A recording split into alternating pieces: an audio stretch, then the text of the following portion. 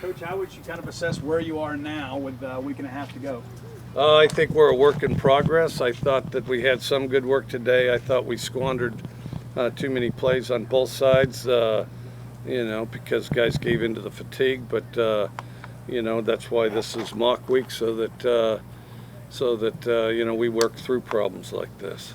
Have you decided on a starting quarterback at this point yet? If we were to play today, it would be Will. What's maybe he done to separate himself from the other quarterbacks? Consistency, I'd say, would be the biggest thing, because I think as far as just throwing the ball, they all do a pretty good job of that, and then they have various other physical attributes. But he's a very committed guy as far as watching film, and has thrown with these guys more than anybody else, although it really hasn't been as much as once you get a really established situation. He provides more consistency. Is there still time, like in the next week and a half, for that to change, or is Will pretty much locked in? It's hard to tell. Difficult to say. We'll see. Coach, you obviously, looking at the scrimmage, it seemed like the offensive line, at least the starting five, and a couple of rotation guys are kind of set going into the season. What have you seen from that group, and any guys in particular caught your attention? I think they're better. I think they're definitely better. I think they're playing together better. I think that, I think collectively they have a higher sense of urgency. They're still a very young offensive line, but I think some are drawing on the experience they got last year. And then we got some pretty good reinforcements. And then, we're not great there, but we're a work in progress, but we're getting better. And so I do think they've made steady progress. I think we have probably 7 we could play with right now. Charles Cross was named second team All-SEC yesterday. What do you think about the potential that he can have on this team and in this offense? Well, he's already kind of a quiet leader by example. You can run stuff back and use Charles as an example of how to get things done.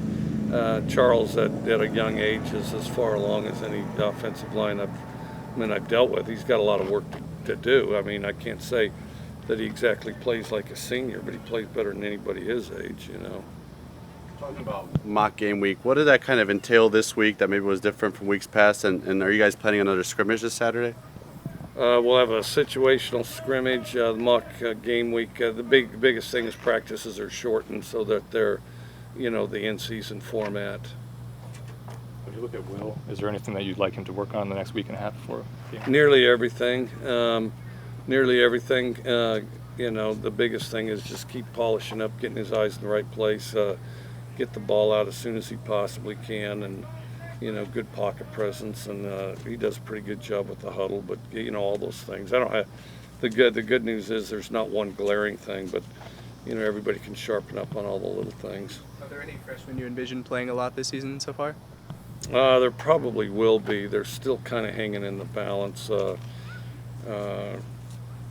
we definitely have some, and I lose track of their classification because now they all get a year back. So your guess is as good as mine what class half these guys are in. But I think that, there'll definitely be some freshman play. Last year's safety play was a little bit of an adventure. This year in camp, as an offensive guy looking against them, how do you feel like they performed? I think they're getting better. I think we're deeper as far as more people to pick from, so it's a more competitive positions because it is pretty competitive because we have a number of quality guys there, and then we have a couple extra guys at corner, and there's a point in some cases where you figure out who's the best defensive back, and you may shuffle some guys around, but the biggest thing, we have more bodies. It's been more competitive, so I do think it's improved. When you went back and reviewed the film from Saturday's scrimmage, was there anything that you saw on that maybe you didn't see live on Saturday? Well, I thought it was, it was pretty back and forth, and it's the type of scrimmage where no one side gets satisfied with it, but it's honestly the best kind of scrimmage you have, where nobody gets in a long run or a long streak of anything, and then they they're kind of trading blows at each turn out there, and you have to fight hard for anything you get. So, hopefully we have another one kind of like that. It'll be short. Oh, I'm sorry. As opposed to last year, do you think you're further along now than you were at this point last year? Yeah, no question. Just the fact, you know, a bunch of these guys had never even played football on the college level before, you know, so from that standpoint, we're definitely further along, and we had a spring, you know. How much stock do you put into the idea of like a second-year jump, and how do you think that'll help players like Will Rogers or Dylan Johnson to kind of improve into the second season? I don't know that a second year, but there's always that thing. I mean, if guys continue to develop, sometimes it's just growth spurts, or they put on weight, or in a few cases lose weight. But yeah, you just try to capture it when it happens. You know, sometimes it happens second year as they get the hang of things. Sometimes it's later, and you just try to identify it as quickly as you can and try to get the talent and, you know, that sort of thing out there on the field, and whatever role you can utilize it. In the time you've been here, you've signed a lot of receivers. Are you happy where you are numbers-wise, and how do you feel about the progression of that group? Not quite happy where we're at numbers-wise. We're getting there. I think still a work in progress. You know, we've got more people. We've got a little more experience, and that's definitely helped. We got a ways to go, though. Last year, obviously, COVID took away the normal crowd size. You haven't really experienced that at Mississippi State yet. How much are you kind of looking forward to more fans and more noise in that stadium? Well, I'm definitely looking forward to it. The only time, well, when I was at University of Kentucky, of course, they were full strength and screaming and hollering, and Mississippi State had a pretty good year that year, and then yeah, so it was a great environment.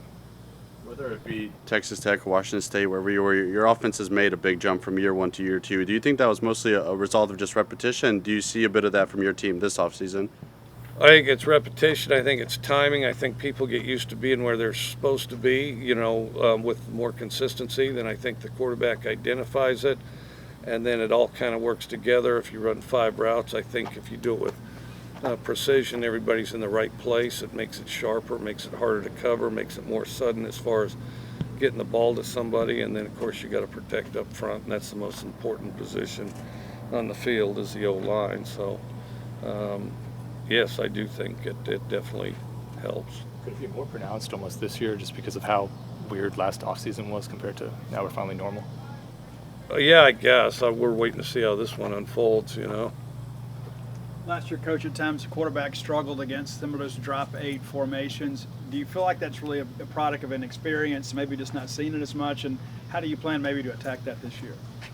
Well, I think some of it's experience. But if drop 8 was some kind of a magic bullet, I wouldn't even be standing here right now, because if anybody in America has seen more drop 8 than I have, I'd like to know who it is. But so no, you just, you know, it's just another thing, and you just have to react to it, and you know. And then the other thing is up front, your 5 got to be able to whip their 3.